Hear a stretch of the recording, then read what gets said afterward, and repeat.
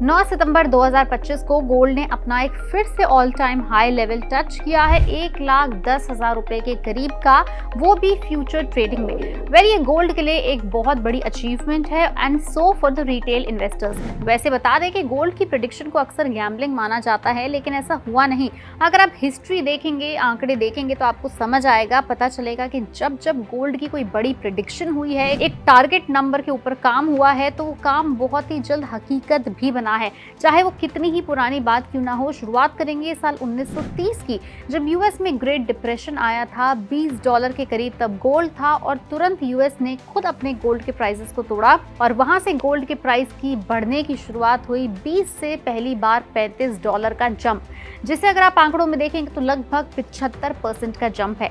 उसके बाद एक बड़ा प्रेडिक्शन हुआ था साल 1970 में, जब निक्सन शॉक के बाद गोल्ड $35 से बढ़ के सीधे 1980 में $850 के करीब पहुंचा। इंडियन करेंसी में देखेंगे तो 20,000 रुपए प्रति 10 ग्राम। इसके बाद एक बार और बड़ी प्रेडिक्शन हुई, एक और बड़ा जंप आया साल 2008 के फाइनेंशियल क्राइसिस में, जब एक्सपर्ट्स ने कहा था कि गोल्ड लगभग $1,000 का लेवल टच करेगा, जिसे आप इंडियन करेंसी में देखेंगे तो उस समय के हिसाब से 40,000 रुपए था। और कुछ ही महीनों के अंदर एक्चुअल में गोल्ड ने $1,050 का लेवल टच भी किया, जिसे इंडियन करेंसी में उस समय देखें तो 42,000 रुपए का रेट था।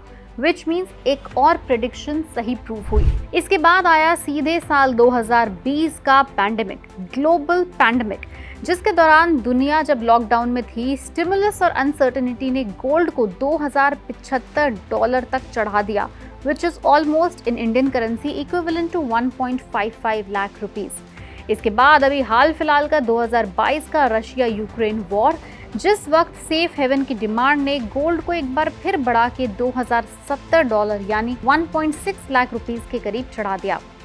ये तो छोटी मोटी प्रेडिक्शंस थी, लेकिन अब जो प्रेडिक्शन आ रही है वो काफी बड़ा जंप हो सकता है अगर गोल्ड उस प्रेडिक्शन को सही बना दे। साल 2032 तक गोल्ड का $8,000 पर आउंस तक पहुंचना, अगर आप इसे इंडियन करेंसी में देखेंगे तो ये लगभग 6 से 6.5 लाख रुपए के करीब है पर 10 grams, which is actually huge. और ये खबर कहीं ऐसी मार्केट में नहीं उछल रही है, इसके ऊपर काफी सारे एक्सपर्ट्स ने रिपोर्ट तक बनाई है। स्विस एशिया कैपिटल ने एक रिपोर्ट बनाई जिसमें सबसे पहले बोला गया कि नेक्स्ट ग्लोबल क्राइसिस के दौरान $8,000 तक जा सकता है गोल्ड। बैंक ऑफ अमेरिका ने भी अपनी रिसर्च रिपोर्ट में गोल्ड को एक सेफ हेवन एसेट बताकर लगभग $3,000 से लेके $5,000 तक का टारगेट दिया है। इसके पीछे देखिए 3 बड़े रीजन है और वो तीनों ग्लोबल रीजन है। नंबर 1 है सेंट्रल बैंक की बड़ी बल्क बाइंग, और ये सेंट्रल बैंक सिर्फ इंडिया की ही नहीं बाकी देशों का भी बहुत बल्क बाइंग कर रहा है, China and Russia specifically. Number 2 is tariff and inflation. सब देख रहे हैं कि पिछले 2 से 3 महीने के अंदर टैरिफ का जो इम्पैक्ट है कई देशों के ऊपर पड़ा है, कहीं पॉजिटिव इम्पैक्ट, कहीं नेगेटिव इम्पैक्ट। ऐसे में भी कई देश गोल्ड होल्ड कर रहे हैं। नंबर 3 इज यूएस का डेट क्राइसिस बढ़ना एंड ग्लोबल रिसेशन फियर्स। ये 3 मुख्य कारण है, बड़े कारण है, जिसकी वजह से उम्मीद लगाई जा रही है कि सच में गोल्ड $3,000 से $5,000 कब चला जाएगा आपको खुद भी महसूस नहीं होगा। और सबसे बड़ा फैक्टर जैसे कि हमने बताया इसके अंदर है यूएस डेट क्राइसिस। अमेरिका का डेट लगभग $34 ट्रिलियन के करीब पहुंच चुका है। डेट सीलिंग ड्रामा, डॉलर की वीकनिंग और क्रेडिट रेटिंग डाउनग्रेड, ये सब एक इन्वेस्टर को सेफ एसेट की तरफ शिफ्ट करते हैं। जब भी यूएस के ट्रेजरी बॉन्ड्स पे ट्रस्ट कम होता है तब गोल्ड की डिमांड बढ़ती है, एक्सप्लोड होती है। हिस्ट्री बताती है चाहे 1930 का डिप्रेशन हो, 1970 का ऑयल शॉक हो, 2008 का फाइनेंशियल मेल्टडाउन हो या 2020 का पैंडेमिक, हर क्राइसिस ने गोल्ड को एक नए बड़े पैमाने पर पहुंचाया है। और सिर्फ कुछ ही देश गोल्ड के पीछे दीवाने नहीं हो रहे, इंडिया भी इस रेस में जुटा हुआ है। अगर आप आंकड़े देखेंगे तो पिछले कुछ सालों के अंदर इंडिया ने अपने गोल्ड के रिजर्व को 695 टन से बढ़ाकर 880 टन के करीब कर दिया है, विच क्लियरली इंडिकेट्स कि इंडिया का सेंट्रल बैंक भी गोल्ड को अपना सेफ हेवन मानकर गोल्ड को सीक्रेटली होल्ड कर रहा है। फॉरेक्स रिजर्व में भी गोल्ड का शेयर लगभग 6% से डबल होकर अब लगभग 12% तक आ गया है।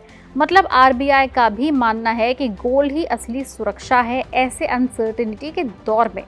अब बस देखना यह है कि क्या सच में 8,000 या $5,000 वाले गोल्ड की जो प्रेडिक्शन है वो सही होती है या नहीं।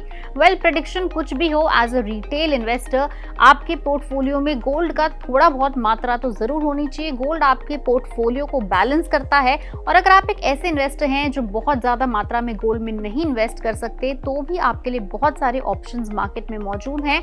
आप चाहें तो छोटे अमाउंट के साथ गोल्ड के ETF में शुरुआत कर सकते हैं। ETF यानी एक्सचेंज ट्रेडेड फंड।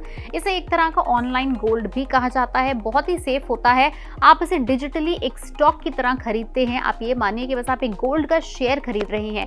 फिलहाल मार्केट में ऐसे बहुत सारे गोल्ड के ETF मौजूद हैं। शुरुआत करेंगे अगर आप, तो टाटा का गोल्ड ETF मौजूद है जो महज ₹10 या 70 पैसे के करीब ट्रेड हो रहा है।